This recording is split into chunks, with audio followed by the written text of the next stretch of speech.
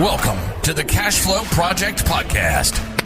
Are you looking to better your financial situation by increasing your cash flow? Too busy to hunt for real estate deals or don't know where to start? Then you're in the right spot. Join us as we dive in and talk about investing for cash flow using multifamily real estate.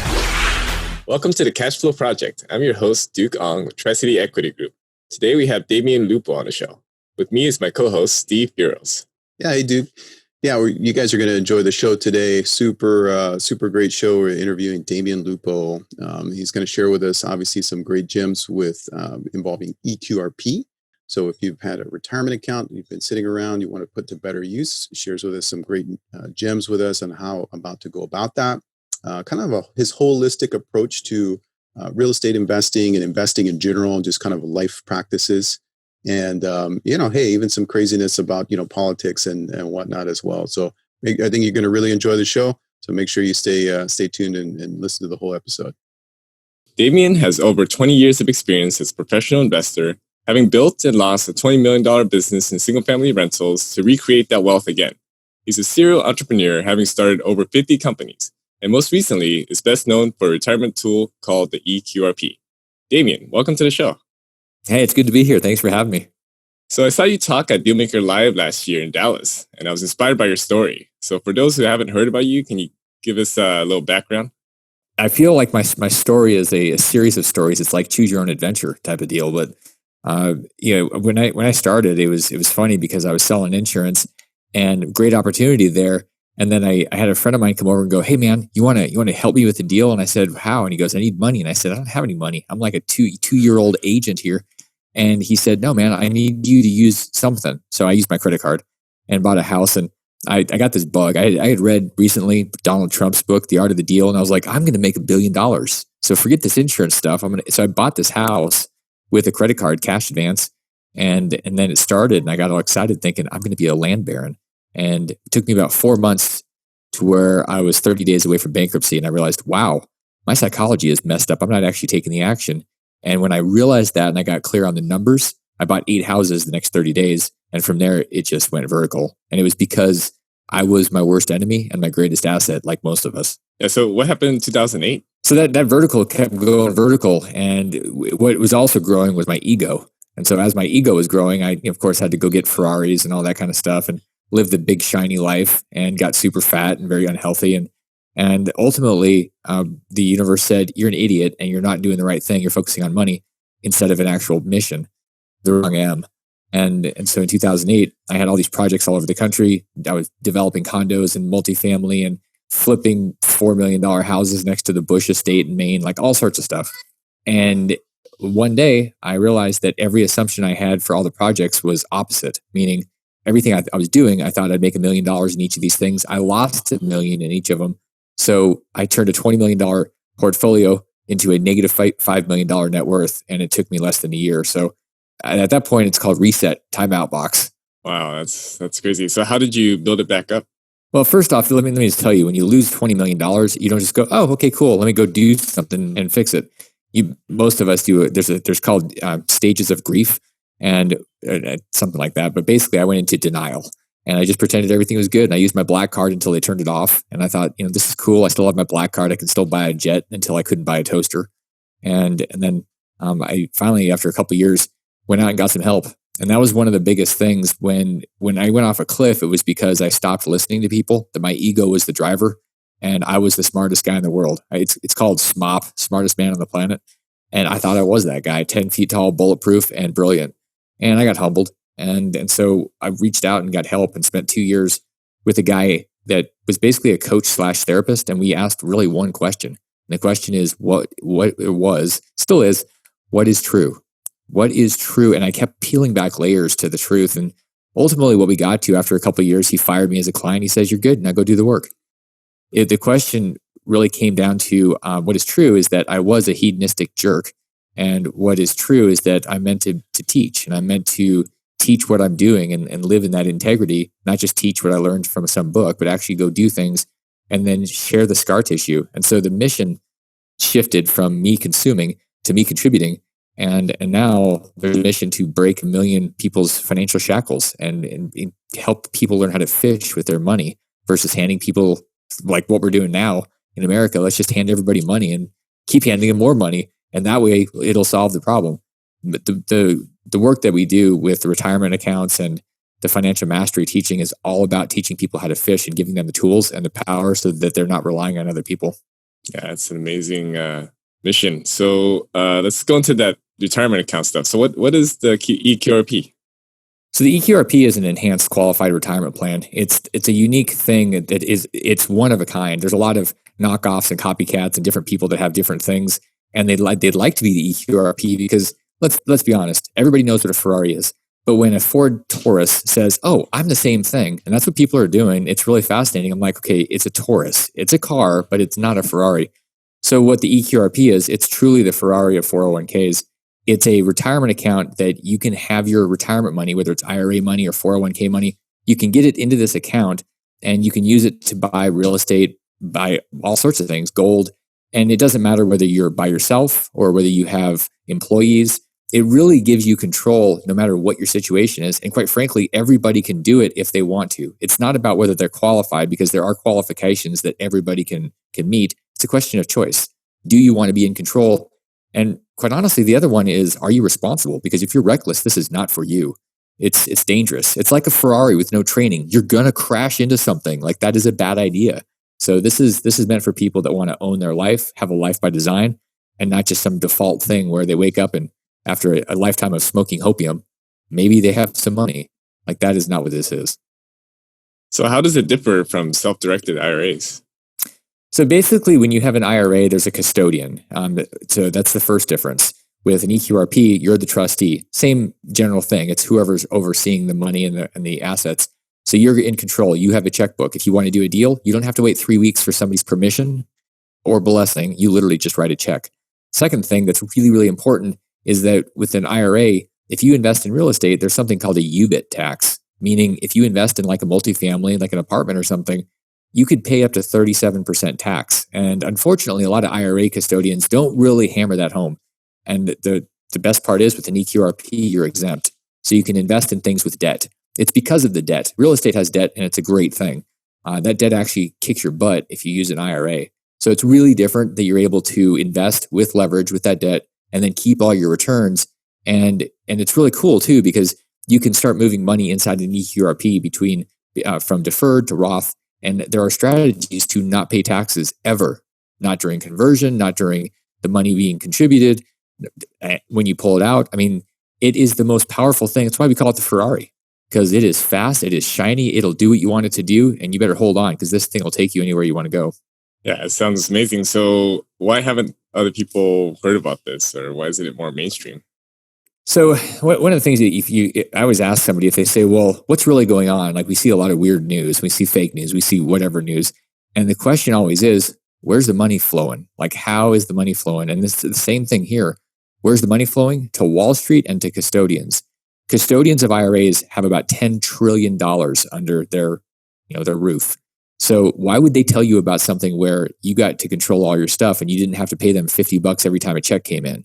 Like, they're not going to tell you that. They truly want to do. Unfortunately, there's a lot of them that are thinking about themselves first. And so they try to keep you basically away from the place where you have control. And guaranteed, Wall Street does not want you to have control. They want to have your asset, your money. They want it to be their asset where they charge you 1 or 2 or 3 or 4% every year, hidden and visible fees. So it comes down to one word, fees. And the secondary word is control. So you don't know about these things because the system is marketing to you and brainwashing you into thinking you need the system, that somebody else is smarter, that you're too dumb for your money, which I fundamentally disagree with. I mean, who the hell is going to care about your money more than you? Nobody. So we've got to say, okay, well, what are the options for actually controlling it? And the eQRP is the option. Yeah, I couldn't agree more. So you mentioned at the end of March, the federal government passed that $2 trillion stimulus package called the CARES Act. So how does that affect retirement accounts? Man, this was a fundamental game changer. It allowed people to pull money out of their retirement accounts, whether it's a 401k or a thrift savings plan, a TSP. There's millions of federal employees, FAA, DEA, all these initials. And what the government said was, you're allowed to pull up to $100,000 out of your account and do whatever you want with it. and then you can either pay it back or put it into another retirement account, or you can pay taxes over 3 years. They've never allowed people to do this where they just said, okay, if you've been impacted by coronavirus, and let's be honest, who has not been impacted by coronavirus, then you have access to, there's two things. The first one is the 100,000. So you're able to take your 100,000 out, and you could use this for your business. You could use this to make your house payment. And then if you want to put it, you have to put it back into a retirement account. So you could put it into an eQRP, and then you have control of your money. So basically it's a way for you to get control up to that 100,000 and self-direct it so that it's not stuck inside the Wall Street machine. And then they also said, if you want to borrow, you can borrow up to $100,000. But normally it's only 50,000, and it's only from 401ks. So this change gave you another 100,000 you can borrow, no payments for a year, and then you just pay it back over the next 5 years. So really we have options up to $200,000 that could be pulled out of retirement accounts, and you can start self-directing at least 100,000 of that. So massive changes that have never happened since the early 1970s when this was set up. They've never been around. So this really opened up. A lot of people are basically stuck, or they have been. They have to leave, they have to retire before they can even touch their money. They're just stuck. This actually opened up a lot of people's money to being able to do something directly where they control it. And that is cool. Yeah, it's an amazing opportunity for anybody who's in a situation. So what can or can't you invest in eQRP? Really, it's the IRS is funny. They tell you what you can't do.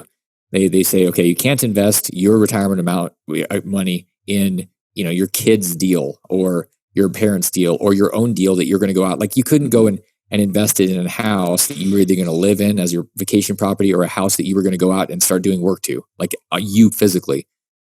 Really, there's very little in terms of limitations. You can't use it for collectible cars or for wine or for rugs. So if you're doing syndications, if you're doing apartments, if you're wanting to buy physical gold, totally fine all day long.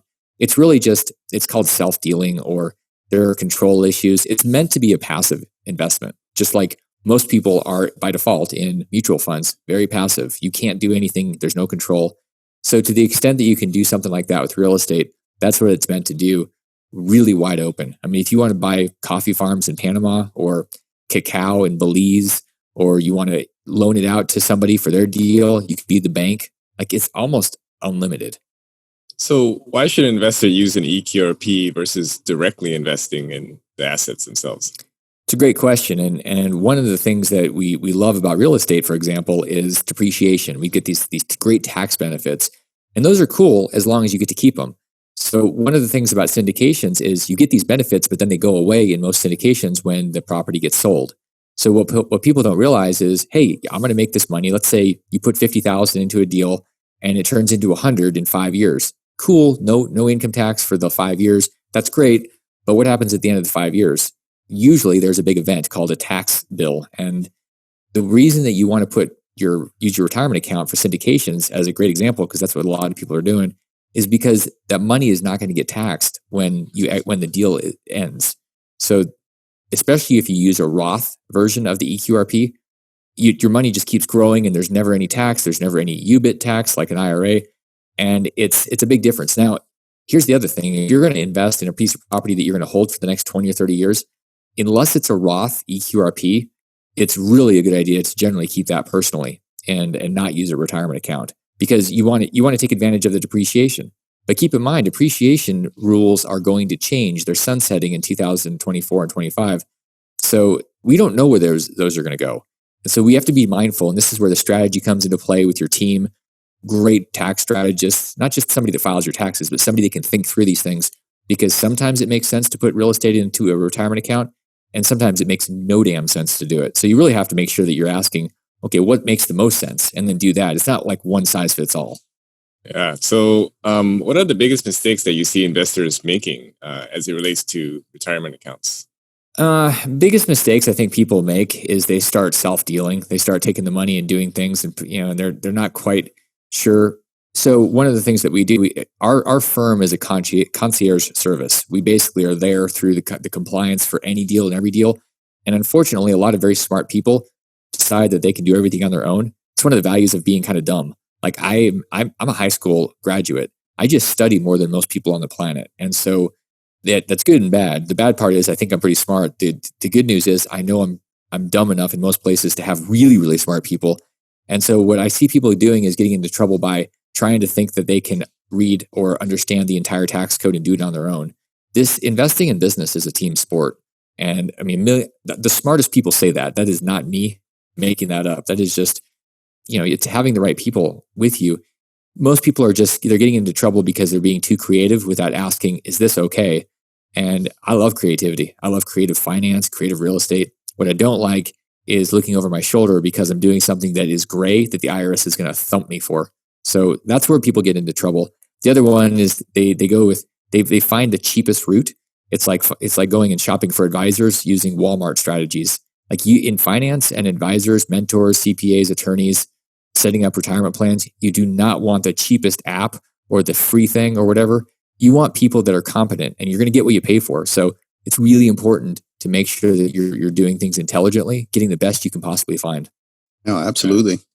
Yeah, that's gosh, Damion, and you sharing so many great nuggets here. And forgive me, I got to fanboy a little bit here. It's like I've been pretty blown away. I've been just tuned into you kind of more recently. I'm a little late to the party, I think, but gosh, man, I've been listening to your show now, and you're sharing some awesome gems, interviewing some great people. So super excited to have you on the show.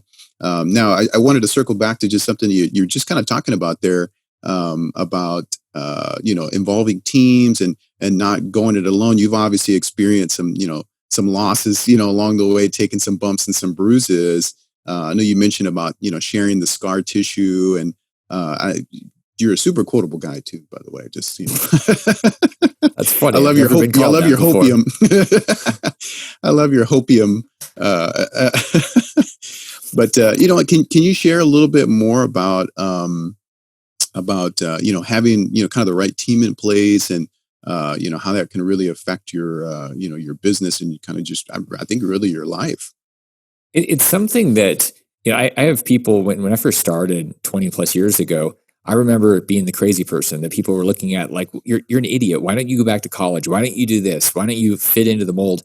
And so instead of, I fought it for a while, and then I said, okay, I'm going to start listening to people, and just buried myself in Jim Rohn and Tony Robbins and a guy named Ron LeGrand, who is like the old school guy and with real estate.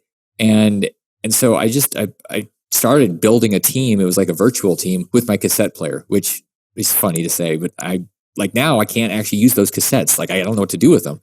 But the team is what influences you. And one of the most dangerous things is being the smartest person on the team.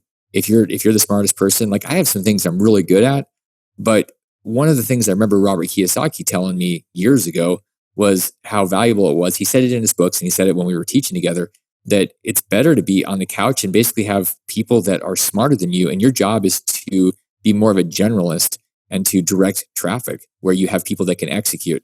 And I found in the beginning, my ego wanted to do everything because I'm relatively intelligent. The problem is I was exhausted, and truly I wasn't the best at anything. I mean, for a long time, what shifted is I became the best at one thing, and that was the retirement space. So I actually spent a lot of time teaching a lot of accounting firms and lawyers and things, and because it's a niche. Everything else, I'm not really that great at. And on purpose, I have really smart people. And it's funny because somebody says, well, how do we do this? And I go, I have no idea. Go talk to the person that actually knows what we're doing. And that's the value of a team. There's too much stuff to try to do it all. And one of the guys that I like a lot, teaches me a lot about branding and things, is Brendan Burchard. And he talks about, and he's got Experts Academy and all these really cool things. He's helping people bring their voices out. And he said, for a long time, he was doing everything. He was making every meme. He was posting every tweet and doing all this content. And I get it. It's called a hustle. It's called work. I know it's like a 4-letter word for everybody. Oh, work. I don't do that. But that's what it takes. Like, people go, man, it seems like you have a lot of like people, we know about you, we've heard about you. And I'm like, man, I've been busting my ass for years. So what's the trick? I don't know. Get off your butt and go do something. Use your feet instead of your butt to actually make something happen. And it's not complicated, but people go, well, yeah, but I read Tim Ferriss's book. I'm like, I like Tim, but if you think you're going to win with 4 hours a week, you're an idiot. It is not going to happen. It's not how because somebody's going to work 10 hours a week and they're going to kick your ass. So how are you going to work with that? You're not. You're just going to be frustrated. You're going to ask the government for a handout. So what do you got to do? Get off your chair and go out into the world and hustle. I mean, Grant Cardone talks about this a lot. And I think that that's a good point he makes. Like, go do it. Go get out there. And not only there's this thing that we talk about serving other people. A kid, which is funny, 24-year-old kid, was on my show on Financial Underdogs recently. He goes, man, one thing I know is if you're going to go ask somebody if you can help them, you're going to piss them off. And I was like, wait, what? He goes, when you ask somebody, how can I help you? Because I want to help you. I want to learn. You're putting the burden on them. He said, instead, just look around, figure out what they need, and just go do it. And I was like, man, you are brilliant. I wish I was that smart when I was that age. And he's also financially independent. I mean, he's done. He's financially free. I was like, yeah, because you're playing a different game. You're actually taking the action. You're not waiting for it. And that's the problem with a lot of people when they say, what can I do to help you? It's a nice gesture, but you're like telling somebody, hey, I need you to do work for me to help you. Dude, bad idea. So just a little tip, if you want to make your way and get into people's lives to be, great people want to help you. You got to help them first and don't put the burden on them. Right. No, I think that's great. That's great. Now, you just mentioned somebody who's else is super popular kind of in the space right now for syndication specifically, but just real estate investing in general, Grant Cardone. Now, his whole deal is, based on kind of 10X, right? And just doing just an insane amount of hustle and work. And, you got a 10X everything. Now, I've heard you say kind of on your show that, you're one of your quotes, or not quotes, but just kind of trains of thinking is like the 5X. Can you kind of maybe share with our listeners a little bit, kind of maybe what the point of separation is, or a little point of differentiation? What's maybe find out 5X and kind of what your take on that is? Well, here's the deal. If you're talking about 5 or 10%, which many people think I'm going to grow my business or my life 5 or 10%, you'll tend to carry your history, your legacy, your belief systems, what you did last year, and you'll have to. There's an argument internally. Well, what do I need to really change? I can just kind of tweak a little bit and it'll be 5 or 10%. What happens is you get run over by the future because you're not seeing it coming. You're just using from the past what you did that worked and you're dead. The problem with 10X is so far beyond. I get it breaks your mold, but a lot of times your brain will say, oh my gosh, like, okay, I made $80,000 last year, so I'm going to make 800,000. And it's like, that's almost $1 million. And I think a lot of times we shut down. And so I like the stretching, but I think when you stretch too far, you snap it. Or you're like, nope, and you rubber band back. So instead, when you talk about 5X, there's actually something weird about that works. If you want to 5X your life, going from 80 to 400,000, or you've got a tribe of 100. Okay, going to 500. Like your brain somehow can actually recognize that. And the other thing is, it's big enough that you can't like 5 times the amount of hours you spend and think that that's going to work, because you'll die. Because that's like every hour of your life. So forget about sleeping or eating or anything else you might enjoy or even survive. So the 5X forces you to use leverage. It forces you to build a team. It forces you to do all the things that actually are required to be successful without you snapping back or breaking. And so as much as I like the thinking around the 10X rule and everything, I like the 5X rule better. I think, you need to probably write a book. And I know you have some other books and I may not have come across it yet, but the 5X rule. The 5X rule. No, not 10X. No, I mean, I think this is like something about Mary in the movie where this guy's like, I got this thing. It's like 6 minutes abs. He's like, wait, what? He's like, yeah, because 8 minute abs are 6 minute abs. And the guy goes, well, what about if you do like 4 minute abs? He's like, no, 6 minute abs. And I'm like, come on. Like there's a point where it's just, you're just playing games. And the bottom line is it's all work. Like, if we fall in love with the work, that is one of the greatest secrets in the world. Fall in love with the work. Like there's this trifecta between what you enjoy, what you're good at, and what the market wants. Those 3 things, if you get those to collide, then you've got magic and you've got a vertical business and you've got a life of abundance. What people tend to do is they go, well, I love this thing, but nobody cares. Nobody cares that you love it. Even if you're good at it, like nobody's going to pay you. Nobody's going to exchange. So great. That's called a hobby. That's not a business or an investment. The other thing that people do is they go, well, I'm really good at this thing and the market likes it, but I hate it. So then what are you doing? Then you're just a whore. Like you're just trading your life for money. Why? You only get one of these things. This is the main event. So finding that merging of those 3 things is the most powerful thing we can do with our lives. And we really have to step away from conventional wisdom, because what does conventional wisdom say? Hey, this thing pays a lot. Go do that. Good. We're teaching everybody how to be pimps and whores. That's a dumb move. It really screws people up. And then they wake up one day and go, wait, I just gave away my life for what? And it's sad. So the moment you can break that, the moment you're free, the moment you can actually contribute with the thing that you're supposed to be contributing for, you're not supposed to be just a human money, attracting bee. You're supposed to be doing something that's meaningful, that's contributory. It actually is fulfilling versus the success that everybody's chasing. That's really not full. I mean, it's just like, okay, a moment in time. I made it. Now what? That's not what we're supposed to be doing. It's a process of mastery, a process of fulfillment where you're connecting with other people.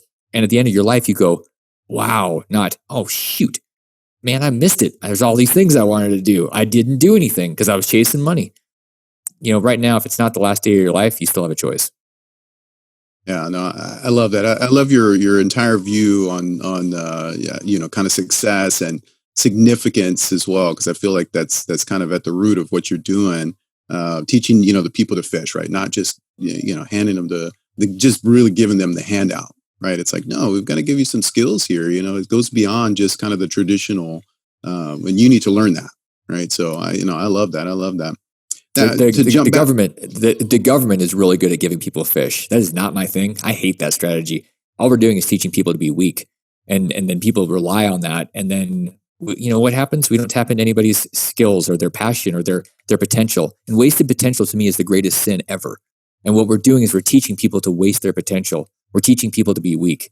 And to me, it's embarrassing. How could any politicians think that that's a good idea? Because we're helping somebody, making them reliant on you. That's called slavery and tyranny. It's a terrible strategy, and yet that's what we're doing. So you watch. I mean, there's going to be enough of us that are fighting back against this thing because I believe in the human spirit. I believe in what's potential, what's possible for people if you get out of their damn way. So that's what we're doing, getting out of their way, giving them some new tools and saying, all right, let's go. Let's make this happen together.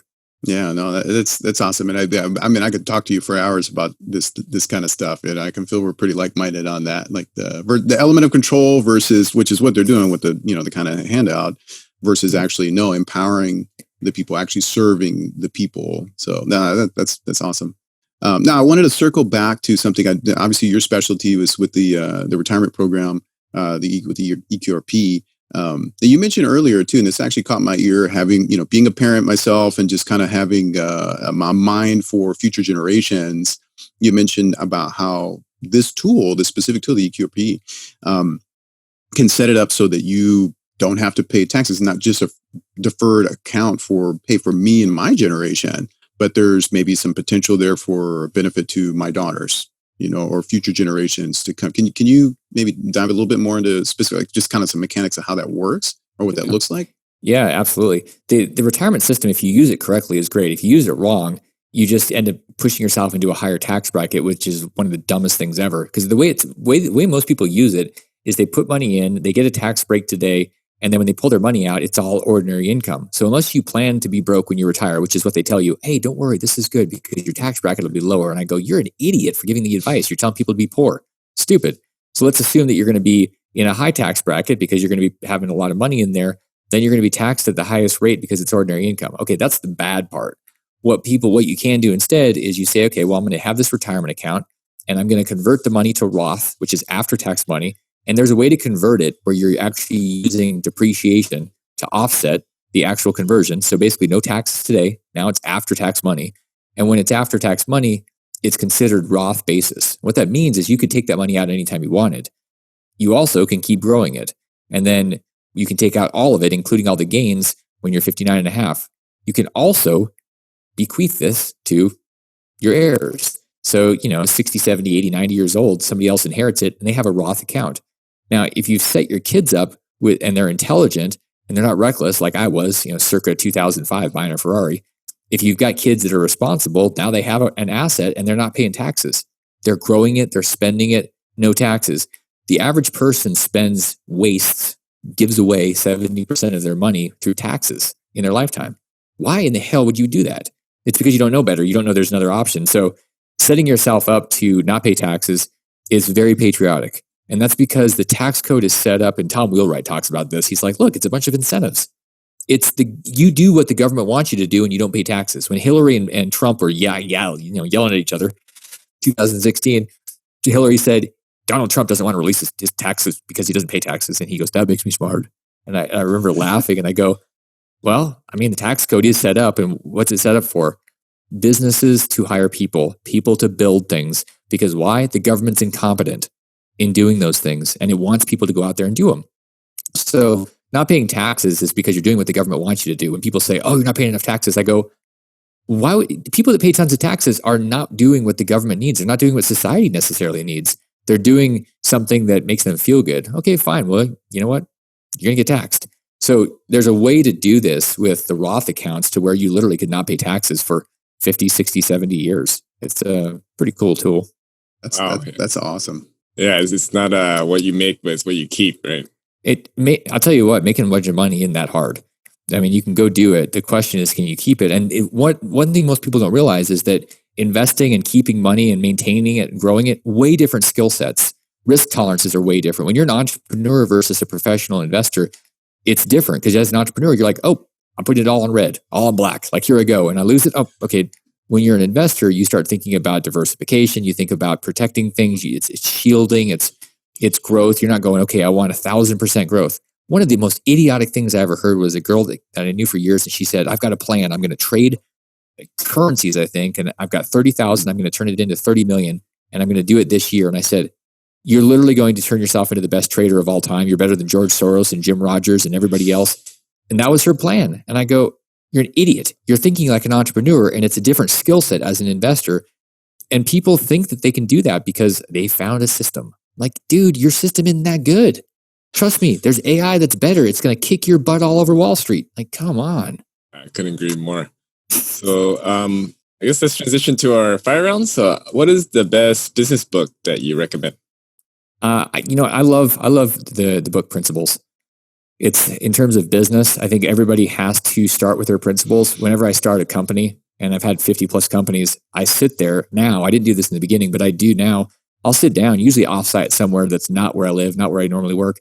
And I'll just sit there for a day and I'll think about the values that the people and the company are going to represent, our brand promise, who we are. And then what happens is all of the decision making is really easy. What you're going to sell, who your clients are going to be, who the team is going to be, because either things fit or they don't. But values determine it without you trying to get all wound up in the intellectual. The values are the guide that most people don't have. And when you do, it makes life really easy. So Principles, I would start with that one. Got it. And what is your superpower? My superpower is my ability and somehow my interest in going deep into the numbers and finding the lies that people are telling themselves, whether it's their business or their personal life, and then figuring out a path of clarity based on the power involved in those numbers. It's just getting to the numbers, to the truth really fast. It's like hitting that button in a nuclear power plant, millions of buttons. I know which button to hit, and I can do it in about 5 seconds. So it's helpful, but it's also super annoying and irritating when people are like, the numbers. I'm like, yeah, well, the numbers don't lie. They're like, I know, but I don't like the story. So that's my power. Yeah, I agree. What advice would you give a busy working professional looking to achieve financial freedom one day? The greatest gift you'll ever give yourself is the gift of stillness, finding a place where you can actually hear your inner voice. The truth is most people have the answers if they have the right questions, but we're so busy and so noisy that we don't even hear the right questions. I can ask somebody a question, but if their brain's somewhere else and they're processing something, they're going to miss it. And the truth is they've got the answers, but they didn't hear the question. And so the trick is finding stillness. Maybe it's a hike, maybe it's Aikido, maybe it's yoga, maybe it's, who knows? I mean, it could have been flying until nobody's flying. But I mean, finding that space where there's just nothing happening except you kind of touching something that's beyond you, universe, God, whatever it is, there's a flow that happens. And I think we've just lost it because we're chasing so much. Yeah, really agree. So speaking of martial arts, what is Yokido? Yokido is the essence of how I teach and who I am. It's a martial art that I started, and it sort of happened. It's like all of a sudden I became pregnant with Yokido and I didn't realize it. It was like, was it a holy inception, or I don't know what it was. But basically I'd been training long enough to where I started doing things slightly different. And I remember reading about Bruce Lee and how he trained in all these different things, and he took what he loved that fit him and he threw out the rest. And then he had his own style. So Yokido is a blend of yoga and Aikido and Reiki. It basically allows people to understand how to connect with each other, release the tension so that you go from conflict through the tension into a release of tension into relationship, and you heal the conflict and the adversary at the same time. So you end up on the other side of this thing in a calmer, peaceful state. And wow, look, conflict is gone and nobody's dead. All right. So as we wrap this up, do you have any requests for our audience, and how can people reach out to you? It's like requests and dedications, like Casey Kasem Top 40 or something. Is it one of those things? Sure. Here's the thing. When we think about what we should do with our life, we get kind of lost. And I think that the greatest thing we can do is share and cooperate and collaborate. I think a lot of times people get screwed up with capitalism. They think it's about hoarding or taking or getting or something. And really it's about chosen cooperation.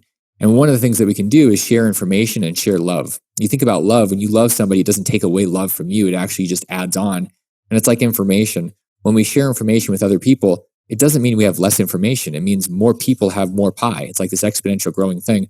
So what I hope people will do, and really this is a great gift, is to take the information, especially about the eQRP, maybe some of these little sound bites that might work for you, but take that information. Most people's money is stuck inside retirement accounts.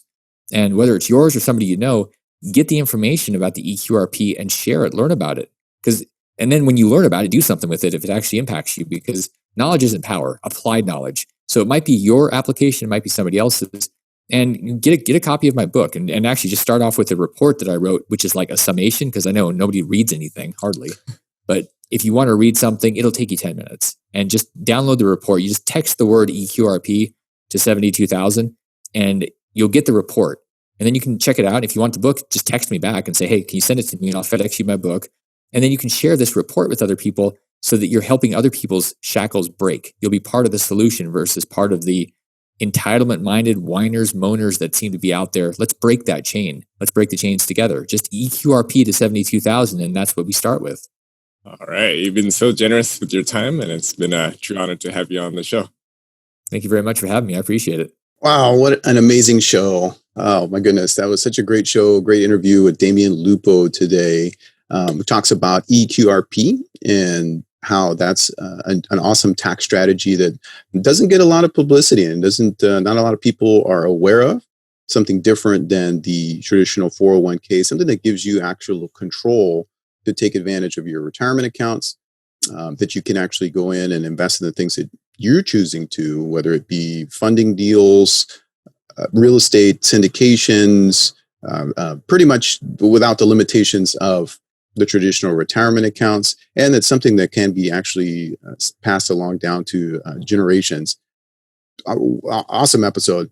Damion talks a little bit more about the what he calls 5X and how pushing yourself and achieving attainable goals, but are still stretching yourself, how that can be key to not only your personal growth, but also benefit to society as a whole. So it's a pretty deep episode, and obviously Damion shared a lot of his personal wisdom with us and insight from somebody who's achieved quite a bit in his time as an entrepreneur. He also talks about sharing the scar tissue and making sure that you're involving other people on your team, not just going it on your own, which is key to success. That's something that we have personally found success in here with Tri-City Equity Group, not just counting ourselves as individuals and achieving a modicum of success, but also putting together all the pieces of the team, kind of like pieces of a puzzle. You get a grander picture when you do that. And that was something that he shared with us. And then also, just goes into the specifics of the eQRP and how it's a good fit for specific types of investments, how some things that are maybe a shorter term hold, let's say a syndication deal specifically for us, how something that would look to be sold perhaps in like 5 years. So maybe something a little bit shorter term, 5 to 7 years, kind of our typical hold times or plans for some of the deals that we do, how that could be an ideal fit for the eQRP versus maybe something that, hey, look, I want to hold this for 50 years and maybe there's a different vehicle that may be a better fit for that. But definitely shared lots of great gems with us. So make sure you go back and re-listen to this episode. I'm sure you're going to get more and more nuggets out of it and mine it for all of its worth. But super excited to have had him on the show today. And if you found value in this podcast, please subscribe so you can get the latest episodes. We would love it if you give us a rating and review on Apple Podcasts or Stitcher. If you know anyone who might resonate with today's podcast, please share the episode with them. To connect with like-minded investors, join our Facebook group, Honolulu Multifamily, and more. If you're interested in connecting with us, go to tricityequity.com to learn more. See you next time.